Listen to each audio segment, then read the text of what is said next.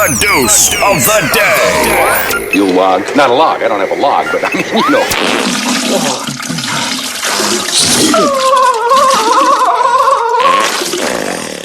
All right, ladies and gentlemen, my deuce of the day has to go to the Pittsburgh Steelers. An organization that are absolutely out there when it comes to deciding who they're going to pay or who they're trading for. An organization that never went out there and bought a wide receiver, or did they recently, as they traded for one in DK Metcalf. An organization that has said many times over the years that their coaches are players' coaches, but one of them can't get out of the first round, and players' coaches don't really win games. Or the same organization that had the best player in the league, besides a quarterback, and waited till really camps open up to pay him. What does that smell? Well, it smells a lot like garbage, dump, or whatever you want to say, and you're mixed up in one. The fact is, TJ Watt has been the best player in the league, not a quarterback, in the last 3 seasons. Has been untouchable. When people were comparing, obviously, Micah Parsons to him and Myles Garrett to him and all these pass rushers, none of them touched the numbers of this man. When you look at the beginning of the offseason, who got the money first? Myles Garrett. Has Myles Garrett, as good as Myles Garrett is, and by the way, was the number 1 pick in the first round, 5, 6, 7 years ago? Same draft as TJ Watt. Okay? TJ Watt, who was drafted 30, is considered a better all-around player, PPR, PPF, whatever you want to do it, your algorithms on YouTube and all that other garbage.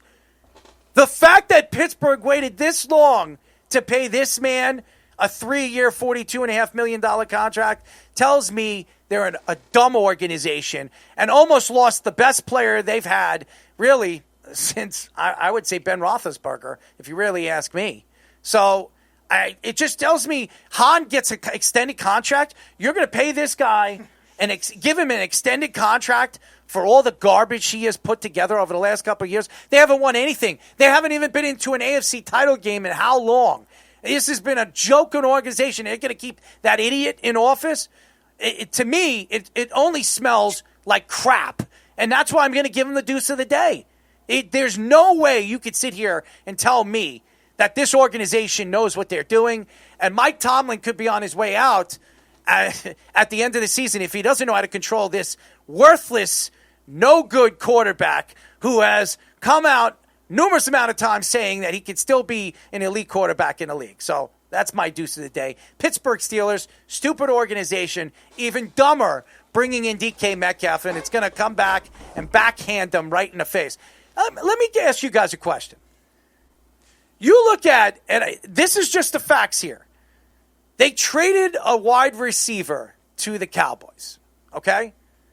And he's a really good wide receiver. Couldn't control him. Mike Tomlin has always said that he's a player's coach, but could never control his big personalities. Couldn't control Le'Veon Bell. Couldn't control, obviously, Santonio Holmes over the years. Couldn't control any of those guys, even Antonio Brown. And this organization decides to trade a guy that they can't control for another guy that was crying and complaining in Seattle because he wasn't making enough?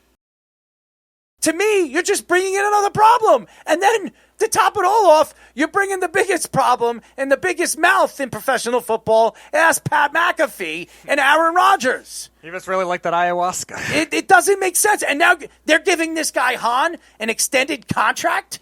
Is that his name, Hahn? Omar Khan. Now, he wasn't the Khan. GM the whole time, but the Steelers have not won a playoff game in TJ Watt's career. I don't care how long he's been there.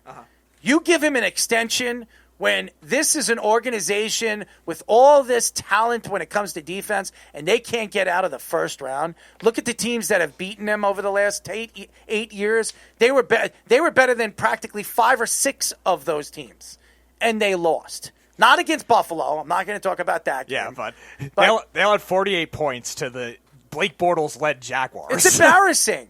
It is embarrassing, and I'm not going to sit here and beat around the bush, and nobody, honestly, out there would actually believe that they're a smart organization because they're not. And there are not many smart organizations. Remember when Pittsburgh was looked at as one of the smart ones. And so were the Giants. Over the last couple of years, would you put the Giants and the Pittsburgh Steelers on the top? Not a chance in hell. No. I'd put Philadelphia. I'd put Kansas City. Philadelphia has been a laughingstock when it came to executives and organizations and the way they're run. Look at how they're run right now. Yeah, the Eagles, like maybe 2 years in a row, they'll be bad, and they bounce back quickly. The Giants have never recovered. No, and that you don't want to know why? And all you Giant fans, here's where it's going to sink really deep into your brains. It was a coach that won 2 of them that surprised the New England Patriots not once but twice and beat them undefeated. Tom friggin' Coughlin. That was the reason why your team fell flat on their ass. Because they decided, hey, we're not going to give them the defensive players we want because we want Ben McAdoo. Wonderful move for the New York Giants. Wonderful move for John Mara, who, by the way, was right again about Saquon Barkley. You're going to trade him in the same division? I mean, you're going to let him go to a team in the same division? What are you, nuts? And what did he do? He almost broke Eric Dickerson's record and wins the Super Bowl and was arguably the best player throughout the Super Bowl, the playoffs, all season long. So it just tells you one thing. Your owner's smart, but not smart enough. Don't worry, we gave Darius Slayton the same money this offseason. Oh, yeah. Oh, that was another one. Oh, what a joke. The guy that people and Giant fans compared to Odell Beckham. Mainly started with Tyler Harrison. What a joke. Oh, my God. The Giants, I will say this. The quarterback they drafted in the first round looks pretty good. I've been watching some video and watching some footage about him and what they're saying about him.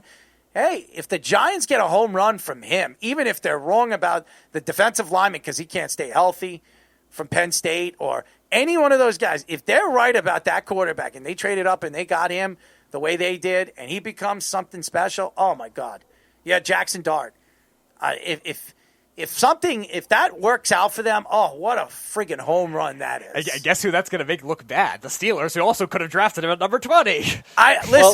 Dart did his first pass in camp was a pick six. And what I've heard, that did happen. And what I've heard over the last couple of weeks and him practicing, he's already the leader of that team. He's one of the top 3 leaders of that team. Yeah, Dable actually had to come out and say that Wilson was the quarterback. Yes. Because there's so much steam for Dart, and he's so far ahead, like in those intangible qualities, than people realize. Well, Fish, we don't want Jackson Dart learning leadership skills from Russell Wilson because we know how that went down. I'm just telling you what I think, and I think that obviously when you look at the big picture. And you look at the Giants, I mean, your GM has been an absolute debacle. But if they get it right with Jackson Dart, I mean, everything could go away. Everything, all that goes away if Jackson Dart becomes a superstar player in this league. So I'm not saying that he is, but I've heard a lot of good things about him. You know, over the years, when the Jets draft a quarterback, you hear all these mumblings. Oh, this guy's this. Yeah, he's not really as good as what they say he is. He hasn't looked good in practice. Everything I've heard about Jackson Dart is he looks very special, and he's already one of the top 3 team leaders of that Giant team, even over the veterans. So it says a lot about him, and I like the fact that he's taking charge, and he believes that he's going to be the Giants quarterback for the future. So, I mean, if you're a Giant fan, which I'm not, I can't stand the organization, you should be happy. We'll see if it works out for them. I hope, obviously, our quarterback is the real deal, and the Jets figure him out and turn him into something special. Carl doesn't believe so. Well, that's why Carl is Niffin's worst nightmare, or Niffin is Carl's worst nightmare. Carl plays with himself. As we all know. Yeah, because Carl's the expert at knowing great quarterback play as a Bears fan. The only team that's ever thrown 4,000 yards in a season. Joba. Even the Browns have thrown 4,000 yards in a season. We all know that things happen for a reason, and maybe the Giants get a slam dunk. If you're a Giant fan, you should be happy about that. As a Jet fan, I want to see them be pulverized. I want to see Jackson Dart running for his life 3 years from now when he plays the New York Jets, because that's what we pray to God was going to happen. By the way, did you hear that Will McDonald gained 15 pounds in the offseason?